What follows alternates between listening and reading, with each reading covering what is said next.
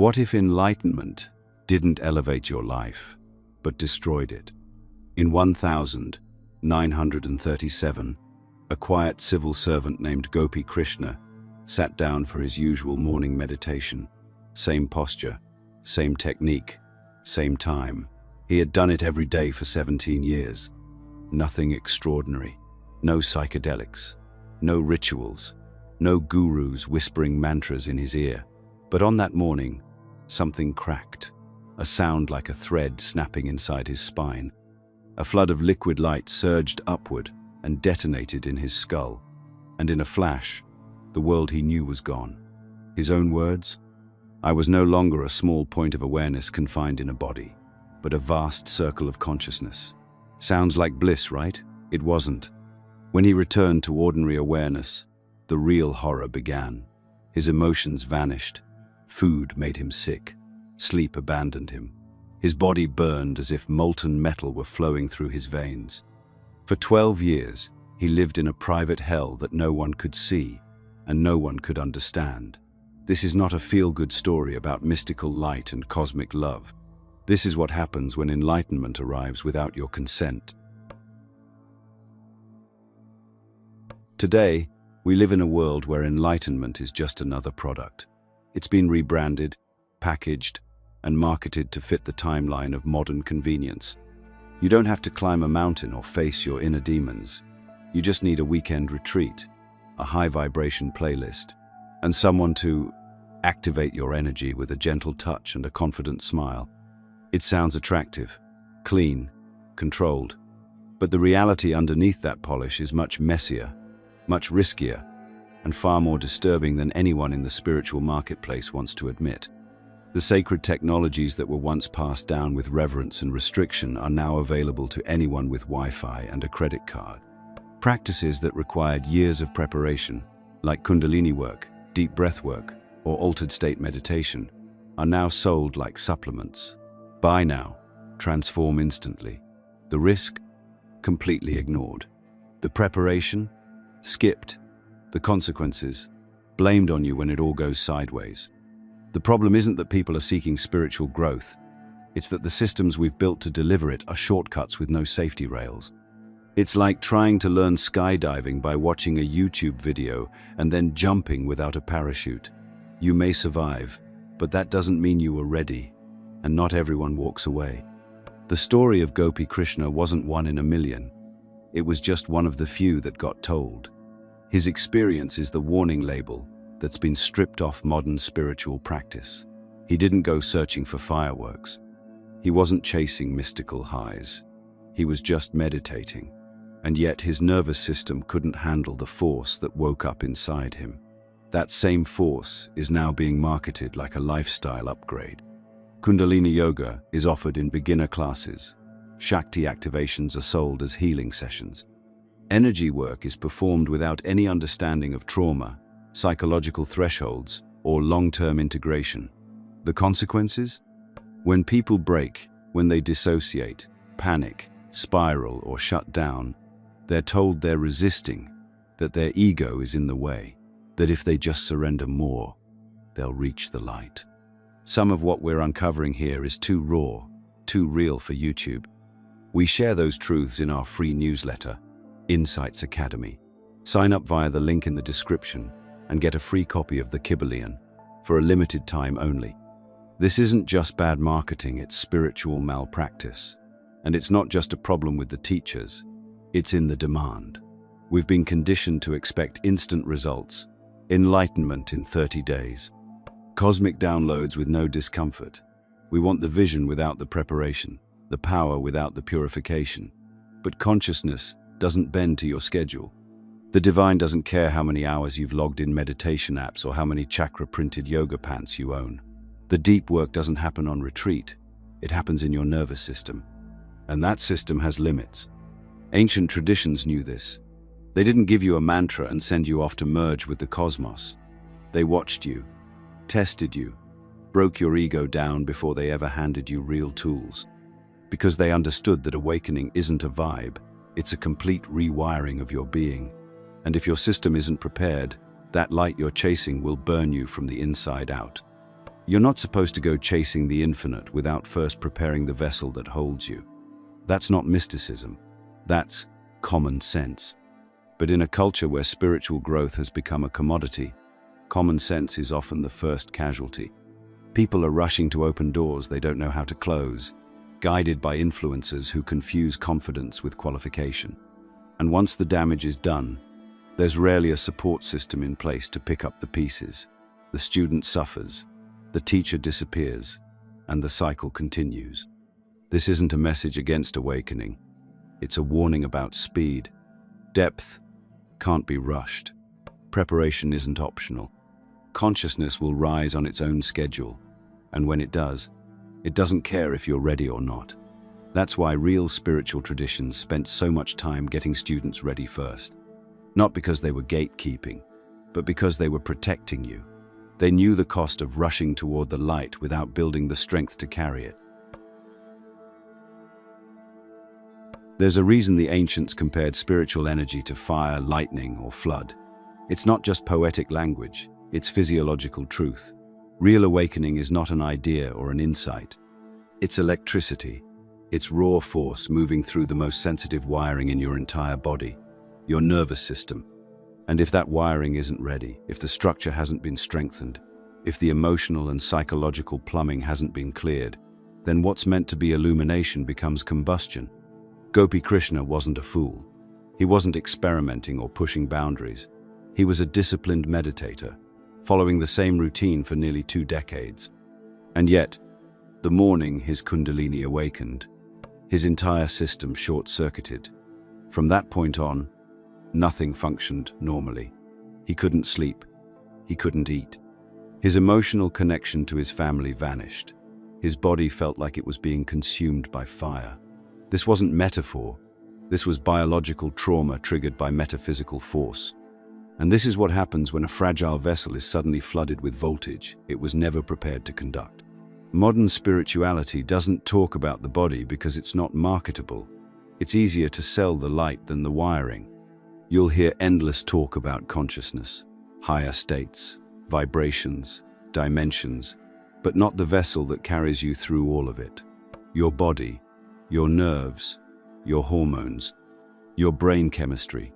These aren't just accessories to awakening, they're the infrastructure. And when you bypass them, when you shove high-voltage energy through untrained pathways, your system responds like any overloaded circuit. It burns out. Ancient yogis didn't jump straight into awakening. They spent years doing physical kriyas, cleansing organs, adjusting diet, disciplining breath and posture. Why? Because they understood that the body is not separate from consciousness. It's the container. And if the container breaks, the experience becomes suffering, not liberation. But that's not the version you'll find in most modern teachings. Instead, the nervous system is treated like an annoying afterthought. If you react badly, you're told to push through it. If you feel fear, you're told it's resistance.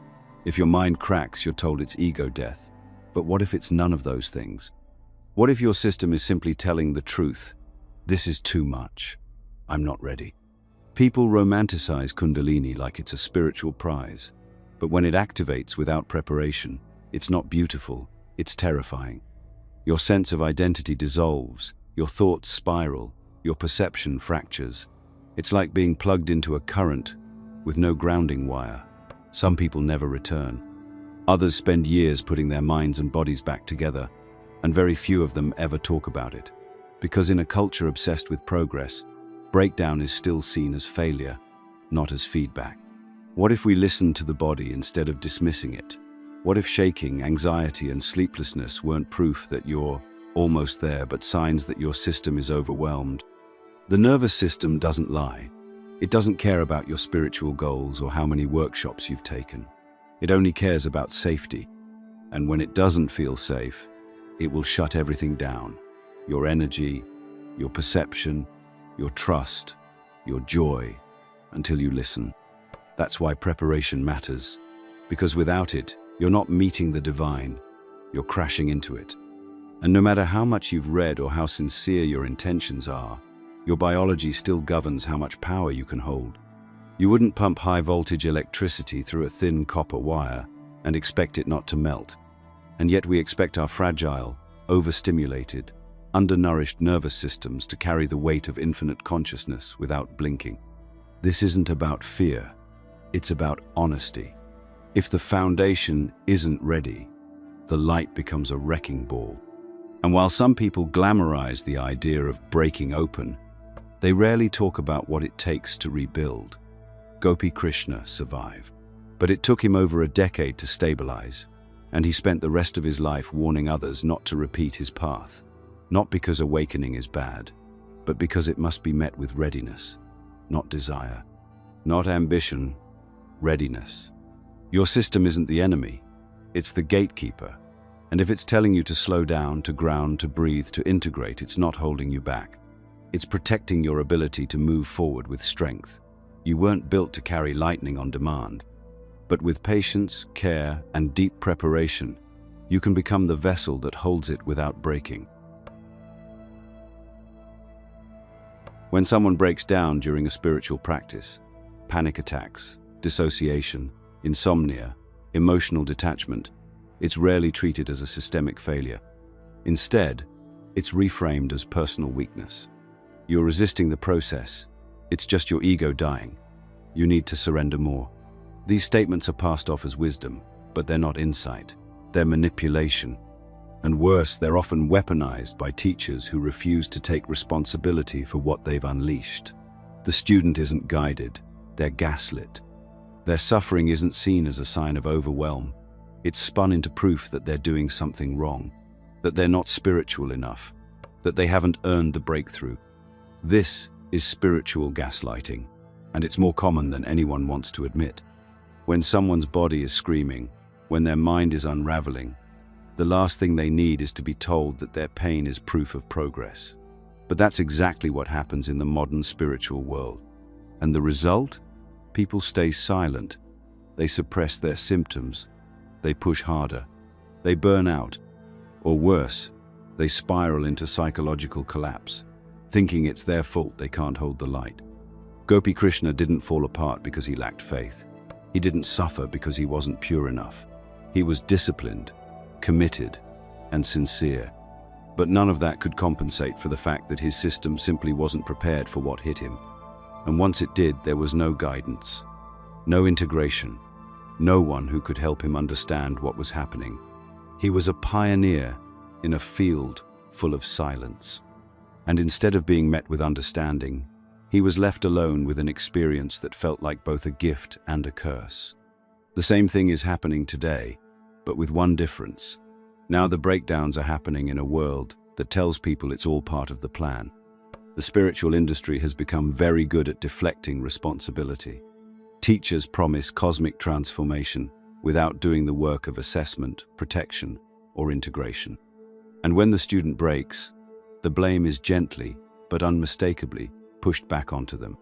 Your soul called this in. This is what growth feels like. Don't question it.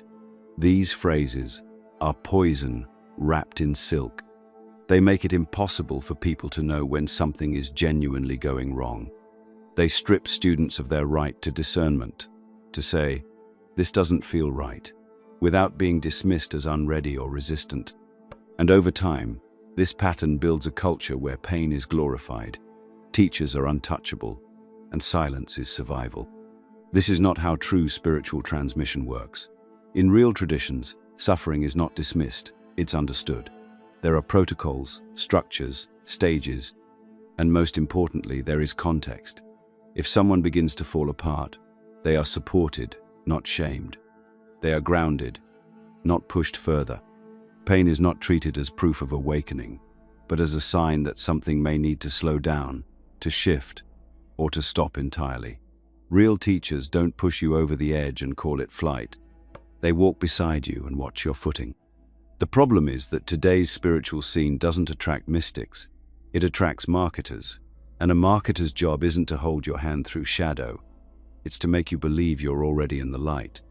Even if you're falling apart, even if your body is screaming, even if your mind is splintering, because acknowledging your suffering might undermine the brand.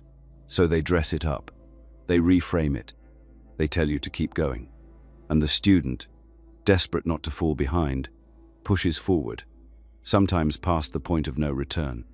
We've created a system where intensity is mistaken for depth, where breakdowns are relabeled as breakthroughs, and where the human cost of forced awakening is buried under spiritual catchphrases. But the truth is simpler. If you're suffering, it means something needs attention, not suppression. If you're destabilized, it's not because you failed the practice, it's because the practice failed to meet you where you are. And if your teacher can't see that, they're not a guide, they're a liability. You have the right to question what you're told. You have the right to pause, to walk away, to say no. Awakening is not a contract of submission. It's a path of clarity. And clarity begins when you stop confusing pain for progress and start listening to your own system, deeply, honestly, unapologetically.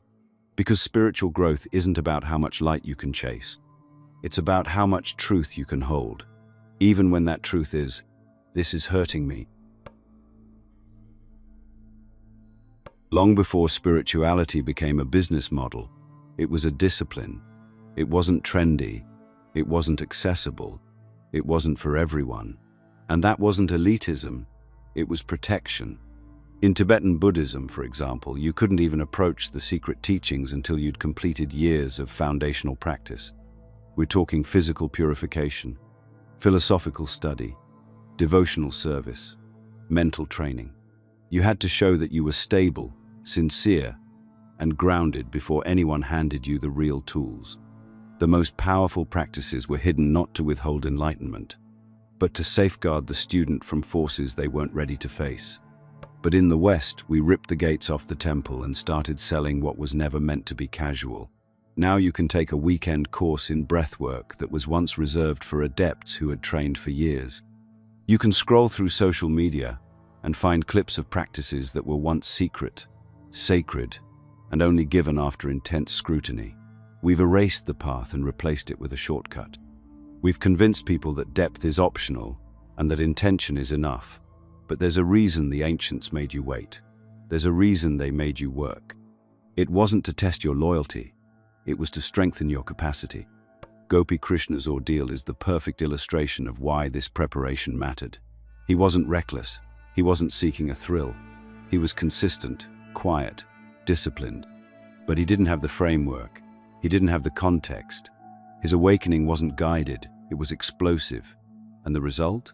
12 years of unrelenting inner chaos. The traditional systems would have seen this coming. They would have noticed the signs, slowed things down, built the foundation first. But he didn't have that luxury.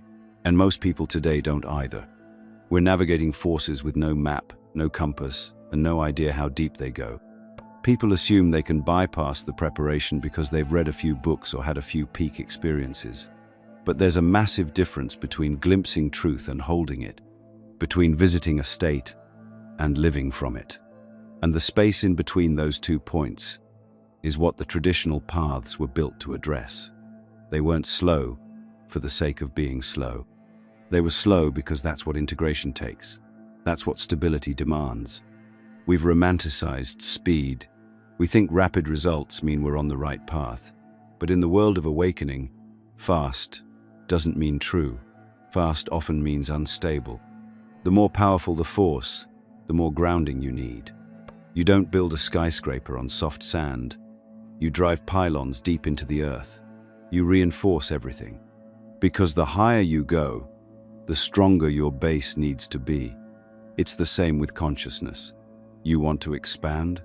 You want to elevate? Then, you better make sure your vessel can hold the weight. But here's the part nobody likes to hear. Preparation is not exciting. It's repetitive. It's slow. It's humbling. It asks you to clean your inner house before inviting in anything transcendent. And that's not sexy. That doesn't sell. Which is why modern spiritual culture skips it. There's no patience for groundwork when everyone's chasing glow. But without the groundwork, that glow won't last. Or worse, it will turn on you. You don't get to merge with the divine by accident and expect it to go well. Awakening without structure is like fire without a fireplace. It spreads, it consumes, it destroys. The ancients didn't teach slowly to withhold truth. They did it because they knew that unprepared power doesn't enlighten, it breaks you. This is the part of the path that's been forgotten, erased, or ignored. The part that values stability over spectacle, process over performance. It's not glamorous, but it's real.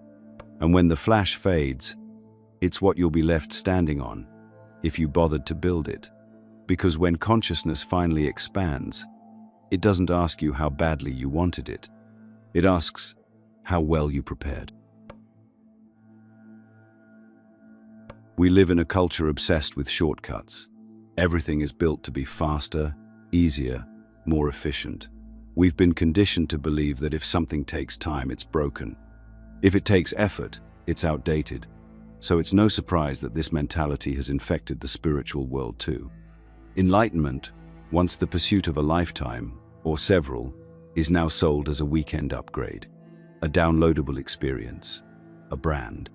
And behind the glossy Instagram reels and influencer retreats is a truth no one wants to confront.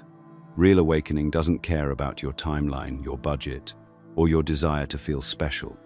It unfolds at its own pace, and when forced, it pushes back. Today, spirituality has become another branch of the self-help industry. It's marketed with the same tactics: urgency, transformation, testimonials, before and after stories. But instead of fat loss or financial success, now it's soul expansion, DNA activation, or divine embodiment. The language is different, but the pitch is the same. You're broken, this product will fix you, and it's available now, limited time only. The problem is, unlike a bad coaching program or a useless supplement, rushing into certain spiritual practices can have real psychological consequences. Because you're not just playing with ideas, you're playing with energy, with perception, with identity. And when those begin to shift without preparation, people don't just feel confused, they unravel. There are people right now being told that they're ready for practices that were once reserved for monks who had spent decades in seclusion. Breathwork protocols that alter brain chemistry. Energy work that stirs trauma buried for years. Guided meditations that bring up visions and voices and archetypal forces. People don't know how to integrate, but there's no warning label, no aftercare. Just a sales funnel, just a smiling teacher telling you this is what awakening feels like, even as your nervous system spirals and your relationships fall apart.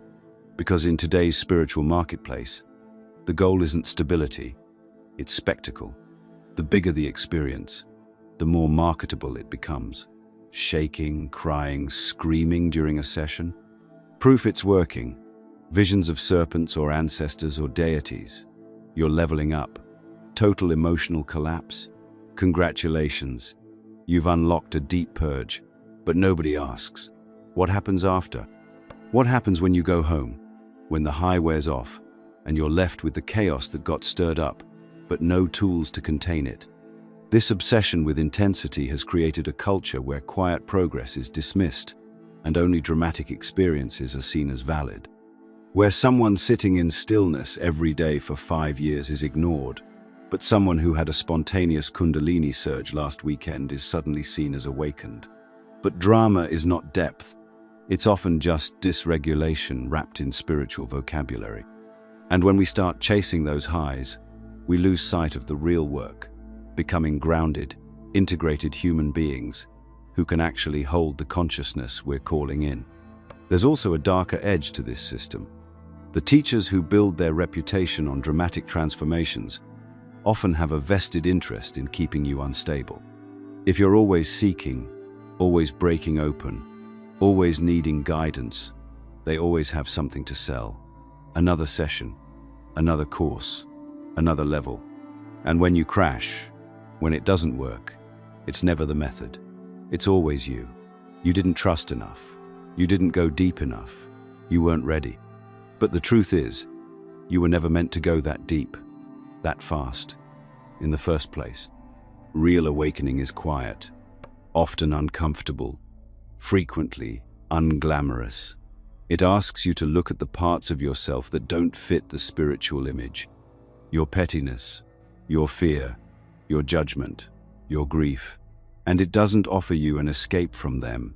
It asks you to integrate them. Slowly, honestly, repeatedly. There are no fireworks here, no wild testimonials, just a gradual unfolding of presence. But that doesn't sell. That doesn't go viral. So instead, the marketplace gives you spectacle and calls it transcendence. If your journey has been quiet, no, that doesn't mean it's less valid. If your growth has taken years and hasn't fit into neat milestones, that doesn't mean you're behind. It probably means you're doing it right. Because consciousness doesn't need drama to expand. It just needs space. Space to breathe. Space to land. Space to be held by a nervous system that isn't constantly being pushed beyond its edge. We don't need more spiritual performers. We need more grounded practitioners. More people who understand that the deepest transformations often look like nothing on the outside. They're felt in the way you respond to pain, the way you sit with discomfort, the way you show up when no one is watching. That's the kind of awakening that doesn't burn out. That's the kind of awakening that lasts. Intensity is seductive. It grabs attention. It convinces you that something real must be happening because your body is shaking, your emotions are flooding, or your mind feels like it's being ripped open. We're taught to equate that intensity with transformation, to believe that the more extreme the experience, the more powerful the awakening. But that's a lie, a dangerous one, because not every fire is sacred. Some fires just burn. And in the modern spiritual scene, far too many people are confusing emotional overwhelm with spiritual growth. They're not the same, not even close. We've built an entire culture around spiritual theater. Crying in a retreat circle is seen as progress. Screaming during a breathwork session is sold as release. Visions in a plant medicine ceremony are taken as evidence of divine contact. But there's rarely any space to ask, what's actually happening underneath? Is the person purging trauma or reliving it without support? Are they breaking through or breaking down? The truth is, many of these so-called breakthroughs are simply nervous system overload, intensity, created by pushing someone past their psychological edge without structure, safety, or follow-up.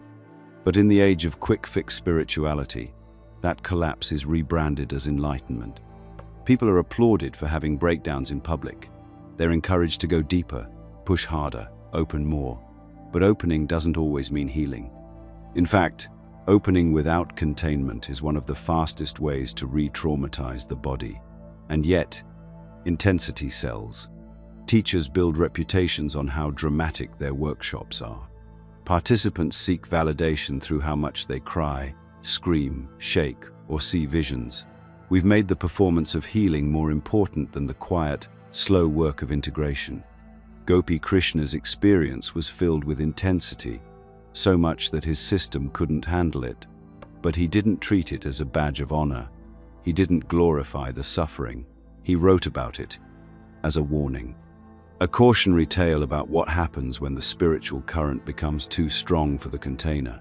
And yet, if that same experience happened today, it would probably be turned into a highlight reel, sold as a testimonial, used to promote the very kind of reckless spiritual exposure that created the problem. Real transformation often doesn't look like much from the outside. It's subtle, it's incremental. It's the way your breath slows when you would have once panicked, the way you pause before reacting, the way you sit with discomfort without flinching. But that doesn't photograph well. It doesn't translate into content, so we've abandoned it. In its place, we've embraced spectacle. But spectacle is unsustainable. It's a spike, not a shift. And when your nervous system is constantly chasing the next hit of intensity, it stops knowing how to rest. It stops knowing how to feel safe. And healing cannot happen without safety. Growth cannot happen in a constant state of stimulation. True spiritual depth comes when you learn to hold the silence, not just survive the storm. There's a kind of violence in pushing people to their edge, under the illusion that it's healing. And it's not always conscious. Many teachers believe they're helping. They believe that breakdown leads to breakthrough because that's what they were told. But belief isn't enough. Training matters. ethics matter, trauma awareness matters. Without those, it's just blind, leading blind through territory that requires precision, compassion, and serious responsibility. If your spiritual practice keeps leaving you feeling cracked open with no support, it's not awakening, it's wounding. If your teacher keeps encouraging intensity without teaching you how to stabilize, they're not guiding you, they're provoking you. And if your growth is measured only by how extreme your experiences are, you're not evolving, you're chasing. And chasing is just another form of avoidance. You don't need to be torn apart to be transformed. You don't need to be pushed to your limits to meet the divine. Sometimes the most sacred work happens in the stillness you've been taught to overlook. And sometimes the deepest healing looks like nothing at all. Just a steady breath, a softened heart, a nervous system, finally learning to feel safe again. That's not performance. That's power. There's a quiet truth that rarely gets mentioned in modern spiritual spaces. The real work is boring. It's not flashy. It's not dramatic. And it doesn't look good on camera. It's repetitive, internal, deeply personal. It doesn't involve visions or downloads or sudden bursts of cosmic revelation. It involves showing up, daily, humbly, honestly, building the internal scaffolding to hold what you're asking for. Because the light isn't the goal. The light is the test, and if your foundation isn't solid, that light will expose every crack. We are obsessed with transcendence, getting beyond the body, beyond thought, beyond suffering. But what if real spirituality isn't about going beyond? It's about going deeper into everything you've tried to avoid, into your trauma, into your resistance, into your everyday reactions. You can't outrun your humanity and expect to meet divinity. You have to bring both to the table. That's the vessel, not your ability to astral travel or channel beings. Your ability to sit with what's real, grief, confusion, frustration, and stay present, without escaping, without dissociating, without pretending it's all part of a divine plan you don't actually understand. Gopi Krishna didn't fail because he wasn't spiritual enough. He suffered because his system wasn't prepared to carry the voltage that flooded through him. He didn't have the vessel. He had the openness, the devotion, the sincerity, but not the infrastructure. And no one told him that mattered. No one had warned him that the force he was seeking could just as easily destroy as enlighten. He learned that by surviving it. Barely. We can learn from him without having to repeat it.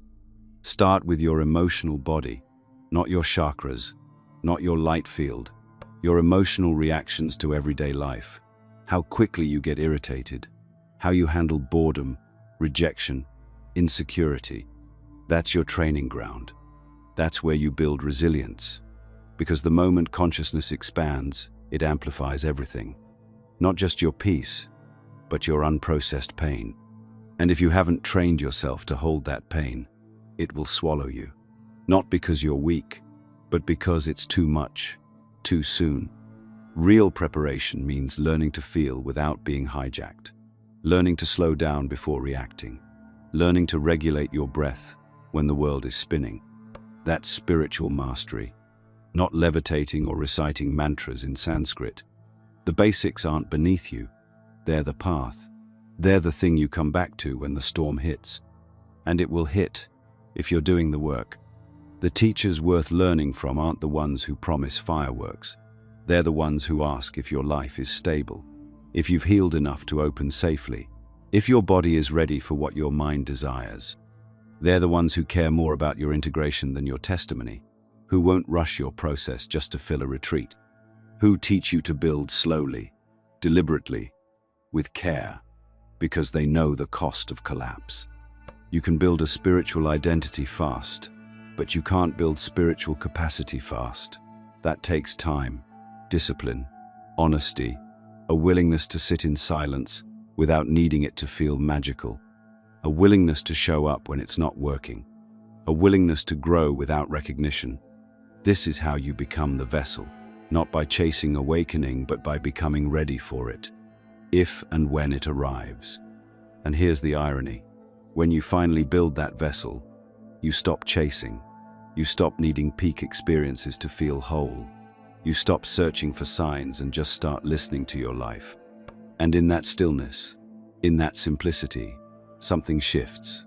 Not a breakthrough, not a blast of light, just a quiet knowing that you are no longer running from yourself. You are ready to hold what you were once desperate to find.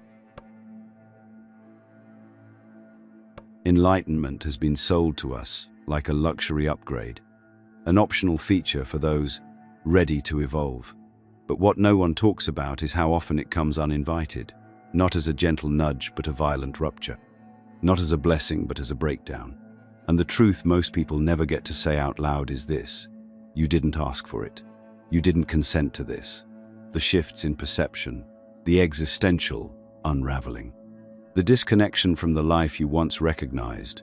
You didn't sign up for your personality to melt under the pressure of truth. You just wanted peace, maybe clarity, maybe a little growth, but not this. You were told awakening would feel like home, that you'd find light, joy, love. But for many, it starts with loss of certainty, of identity, of connection to the things that once grounded you. You start to feel like a stranger in your own life. The food you love no longer feels right. The relationships that once held you feel shallow or hollow. And worst of all, you can't explain it. You don't have the words. Because language was built for consensus reality, not for the collapse of the self. So you stay quiet. You nod. You smile. And you suffer in silence. While everyone else talks about higher frequencies, you're wondering if you're going insane. Gopi Krishna's story isn't rare. It's just unspoken. He experienced 12 years of spiritual emergency, physical agony, emotional deadness, and psychic fragmentation. He wasn't ascending. He was surviving. And yet today, people glamorize the same energy that almost killed him, Kundalini, as a weekend hobby. This isn't just irresponsible. It's dangerous. Because it ignores the truth that awakening is not always a gift. Sometimes it's a crisis. Sometimes it dismantles your ability to function. And that's not enlightenment. That's trauma. There are thousands of people right now experiencing symptoms they can't explain. Racing hearts, surges of energy, hyper-awareness, disconnection from their bodies. They're told it's a blessing, that it means they're chosen. But what if it just means they're overwhelmed? That their nervous system is in shock? That their psyche is trying to recalibrate without any support? What if we stopped labeling these states as spiritual and started seeing them for what they are, calls for grounding, for care, for consent? That's the piece we've lost in this conversation. Consent. Not just physical consent, energetic consent, emotional consent. Did you agree to this timing? Did you feel safe? Were you ready? Or did someone, some teaching, some retreat, some transmission, push you past your limit in the name of evolution? Because if it didn't happen on your terms, it's not awakening, it's invasion. We need to start asking real questions. Not, how do I ascend? But, is my system ready to hold more truth? Not, how do I get enlightened faster? But, what parts of me still need healing before expansion is safe? These aren't glamorous questions, but they're honest. They respect the sovereignty of your process, and that matters more than any mystical state you could possibly access. Because you are not a light switch to be flipped. You're not a machine to be upgraded. You're a layered, fragile, powerful being whose consciousness expands best when it's ready, not when it's forced. And if we don't start treating awakening with the seriousness it deserves, we'll keep mistaking people in crisis for people on the path. We'll keep breaking spirits in the name of light. If you've been feeling fractured by your spiritual experiences, you're not weak, you're not failing, you're not resisting the light. You're responding to something too big, too fast. And you're allowed to say no. You're allowed to slow down. You're allowed to create boundaries with your own evolution. That's not regression, that's wisdom. You don't owe anyone your breakdown just because they said it's part of the journey. You don't owe your trust to any teacher who tells you pain means progress. And you don't owe your consent to a process that doesn't respect your readiness. The new age is full of voices pushing you forward. What you need is a voice telling you it's okay to pause, to root, to breathe. And if no one's told you this yet, let this be the moment. You are not behind. You are not broken. And you don't need to rush to become anything more. You are allowed to awaken gently, deliberately, and on your own terms. That is your right. That is your power. This isn't a call to avoid spiritual growth. It's a plea to honor it, to stop treating awakening like a finish line and start treating it like the reshaping of your entire being. If you want to hold more consciousness, you have to build the structure first. That means tending to the parts of you that are tired, unprocessed, or brittle. It means understanding that consciousness isn't just light, it's pressure. It will press against every weakness in your system, not to punish you, but because it exposes what isn't stable. The nervous system you're living with today, can it hold that pressure? The emotional bandwidth you have, can it stay open when the truth rushes in faster than your identity can keep up? This is why traditional systems were so rigorous, not because they wanted to withhold enlightenment, but because they respected it. They knew what it could do to an unprepared mind. In Tibetan Buddhism, students didn't even get access to esoteric teachings until they'd completed years of groundwork, physical discipline, mental training, philosophical inquiry, and service. Why? Because you don't pour molten gold into cracked vessels. You repair the structure first. You train the body to sit with energy. You train the heart to hold intensity. You train the mind to question without collapsing. Contrast that with today's landscape. Weekend retreats promising cosmic activations, one-touch initiations, breathwork sold like entertainment. We treat spiritual practice like fast food. And then when people spiral, we act like they failed the test. No, they were never given the manual. They were told to jump into deep waters without learning to swim. And the community around them, instead of offering support, often gaslights them, tells them their trauma is their fault, that their pain is resistance, that they must surrender harder. This isn't awakening, it's exploitation. The work ahead is simple, but it's not easy. It begins with unlearning the need to chase spiritual highs. Awakening doesn't mean constant bliss. It means clarity. It means your life becomes more real, not more floaty. It means you feel more, not less. It means you begin to face the parts of yourself that the light uncovers. And you do so not with urgency, but with honesty. You're not here to become something other than yourself. You're here to become so fully yourself that nothing false survives the process. This path is not about drama. It's about depth. It's not about reaching the stars. It's about holding your ground while the stars move through you. Enlightenment isn't a prize to be won. It's a responsibility, one that must be earned through care, discipline, and deep listening. Listening to your body when it says, slow down. Listening to your heart when it says, not yet. Listening to your intuition when it says, this teacher is not for me. These moments of listening are the actual path, not the fireworks, not the visions, not the altered states. You were not meant to be cracked open by force. You were meant to be ready when the door opens.